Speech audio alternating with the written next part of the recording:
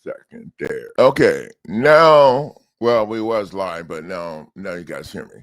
Pro Se Lawsuit Center.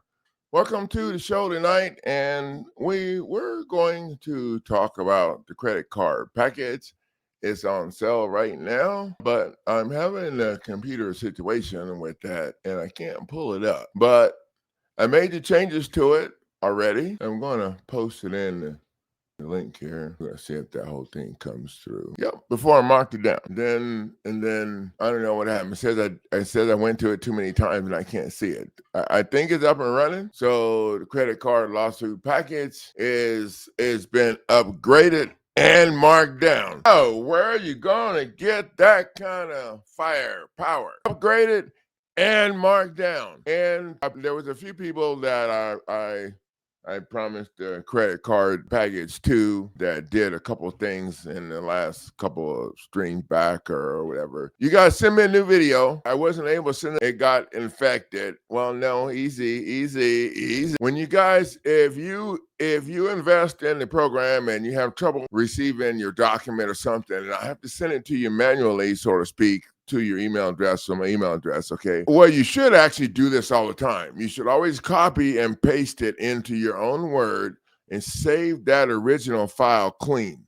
You should always do that, even if I don't send it to you from, that way you have the original files clean, and if you decide to help somebody else, you can whip that out and whatever, and they don't have to know that you've been through this.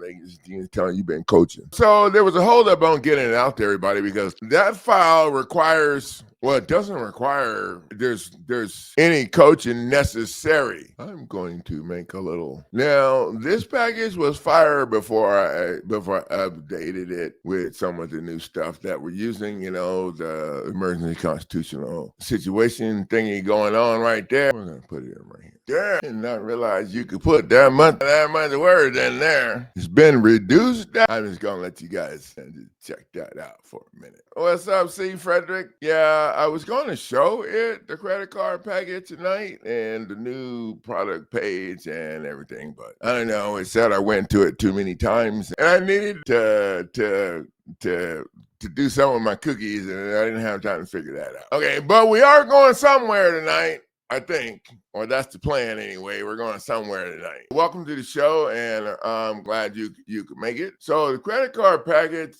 and it's kind of funny how it goes because it's always been the least expensive, I think, so to speak, because, well, for a couple of reasons. Number one, people ain't got, you don't have, $1,000 to put into this credit card situation, because most people just deal with that shit until they get to taking your money out of your bank account and shit, or garnishing your wages, which is actually, that's even worse. Well, either one of them is a situation. And so, and with the real-time feedback from the people that have been representing us or whatever for the period of time, we got this thing wrapped up to, if there's no arguing. And the reason is, try to keep it simple. When arguing starts, when it ends, then the attorney's buddy, the judge, gets to help, somebody. I'm not trying to sway anybody's judgment over here, but, when the arguing's over, the judge gets to make the decision, the one that operates in administrative court from the rules that they made up at each location.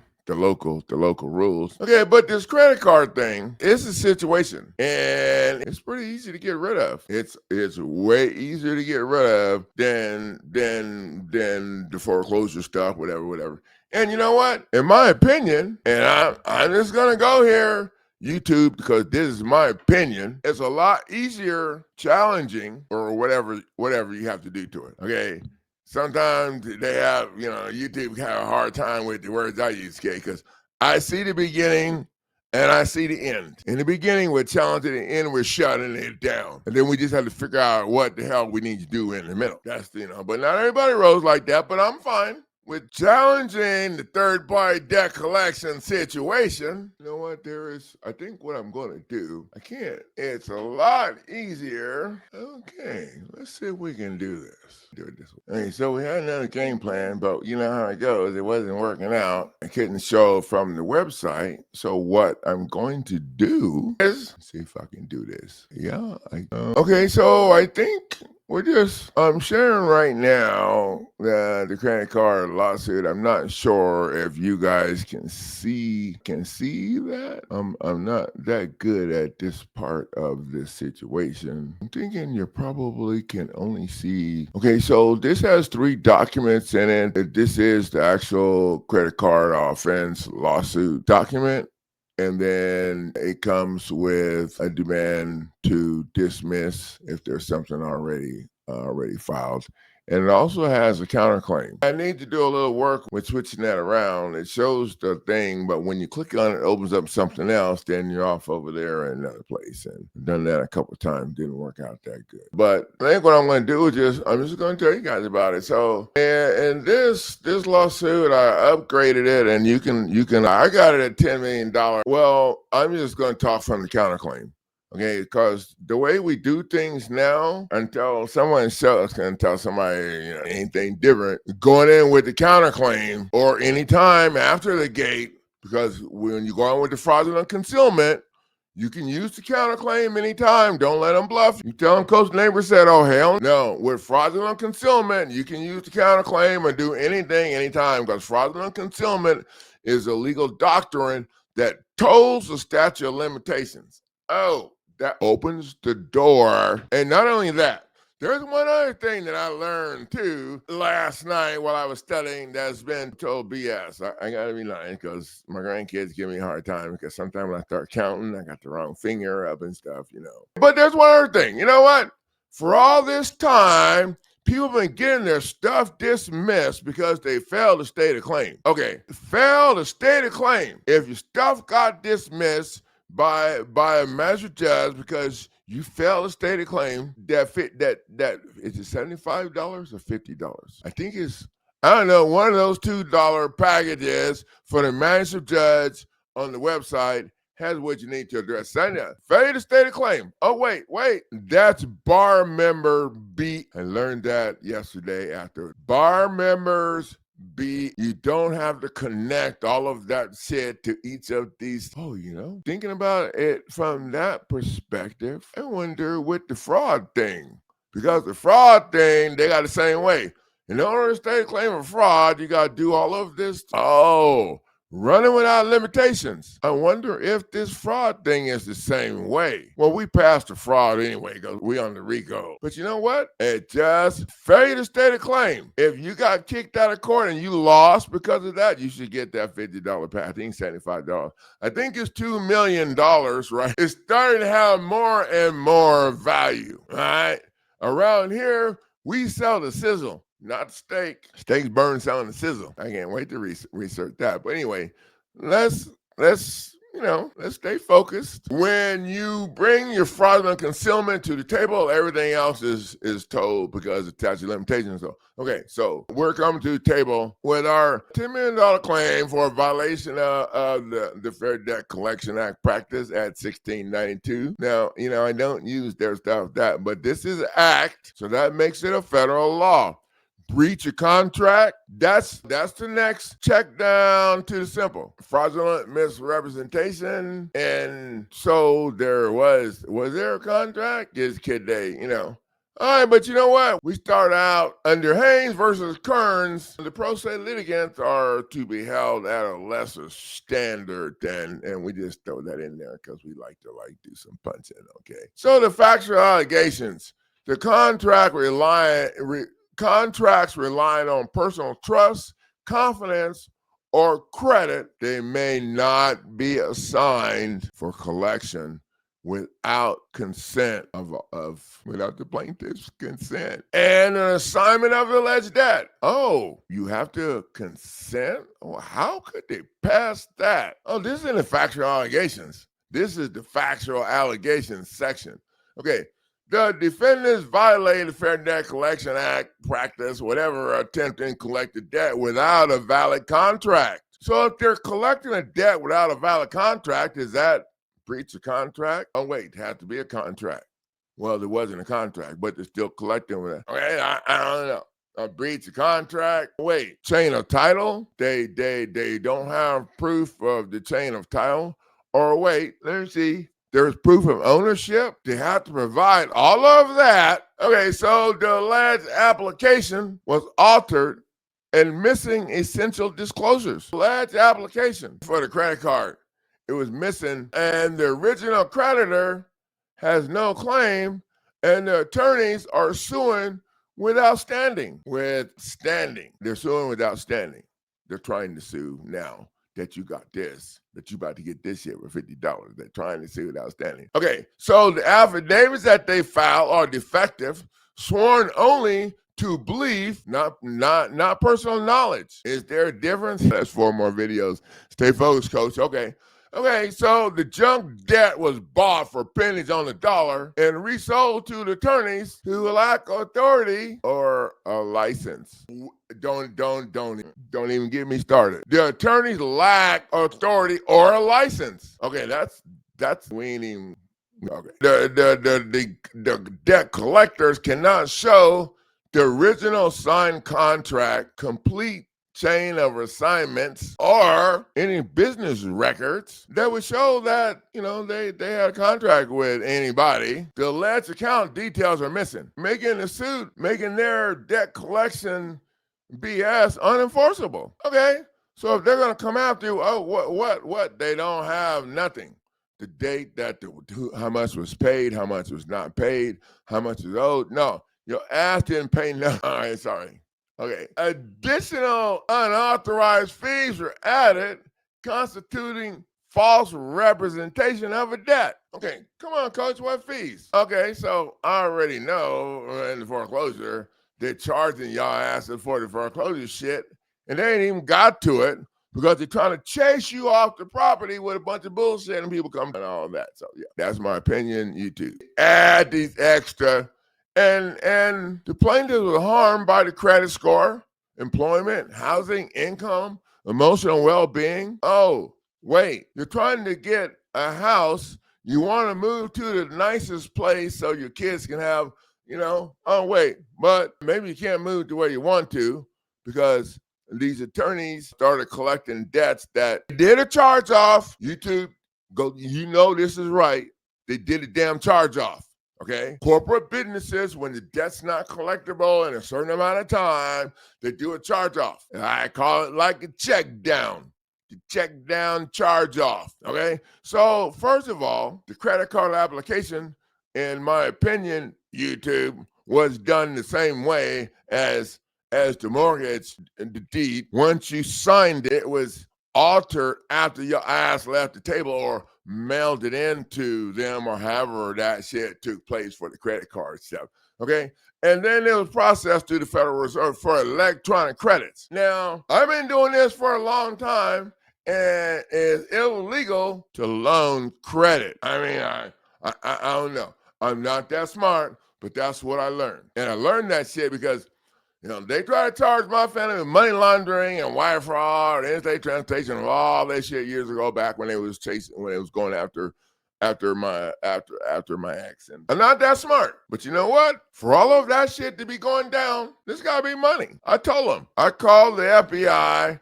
I called Rob Schaefer over in Missouri. And I tell them, y'all find the money and we'll split that shit. But they ruin your credit, they jam the whole system structured to jam you up and make your ass have to be at work. So you'll take the check down, but you ain't got to do that no more.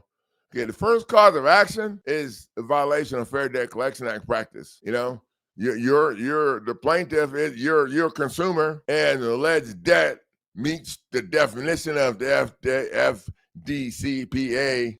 The defendants committed they prohibited acts And they included false representation, the amount of the legal status of the alleged debt they're attempting to collect without legal authority. That's the word. I'm not done. Additional unauthorized fees, failing to provide validation, and using defective affidavits. Okay, y'all need to just read that when you not just count one and breach the contract. Okay. No contract existed between the plaintiff and the defendants. No contract existed between them. Now, the defendants cannot produce a signed original contract proof of assignment. They can't prove assignment that these people hired them to collect for them. Any attempt to collect is unlawful and a breach of the alleged contractual framework. It don't have to be, okay? Not in my head where we roll without limitations. Okay, that's kind of where I'm at. Okay, count 3, fraudulent misrepresentation and concealment. Now, we could have stretched that out, but it's kind of stretched out already because, so fraudulent misrepresentation and concealment. Defendants were concealed that no original creditor had an interest, and the defendants used forged or altered applications and affidavits to deceive the plaintiff and the court. I see the court, all right, but just we need somebody to step up here, okay? And you going out to the court too. So but we just want to throw this in for the words to me. I mean, you can leave the court out if you want to. I like to throw it on there because it sounds good. The court don't know. Okay, count 4, infliction of emotional stress. Oh, the defendant's illegal actions cause severe anxiety, loss of sleep, health deterioration, and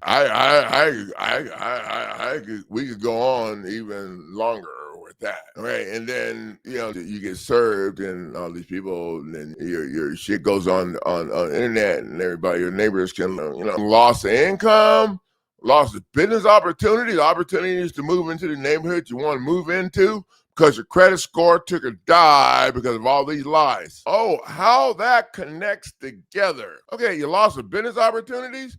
Well, baby, you couldn't get that you needed because your credit score, credit, peace of mind, due process. So we're just gonna $50 this lawsuit package right now for this weekend. Is $50. But you know what? I need 2 video reviews. Second video review of how they react when you go to punch them in the face with this. Okay, that's how long they gonna stand in the back room and talk about are they gonna pick at it and try to see what I'm saying? Yeah. Those are the 2 things. Now, in the credit card, a lot of times people are forced to sign a non-disclosure statement in the end. I need my 2 reviews before the end because I don't run attorney stuff where no. This is educational and punctual. Not punctual, punctual. Okay, on that last one, to bring in underneath the affliction of emotional distress and play a little punctual. Yeah, okay. Give me a couple more. So the plaintiff requests compensatory and punitive damages exceeding $10 million for the legal expenses, mental anguish, loss of income, damage to credit score, embarrassment, humiliation, and emotional suffering, period. Okay, sorry. The plaintiff requests punitive damages and sufficient to deter future misconduct. And then we go into the relief requested jointly and severely and awarded compensatory damages, punitive damages, consequential damages, including credit harm and emotional distress, pre-judgment and post-judgment interest, attorney fees and legal costs where permitted by coach neighbors. Yeah, okay, sorry. And any other relief deemed just and proper. And we're going in for a settlement conference. Okay.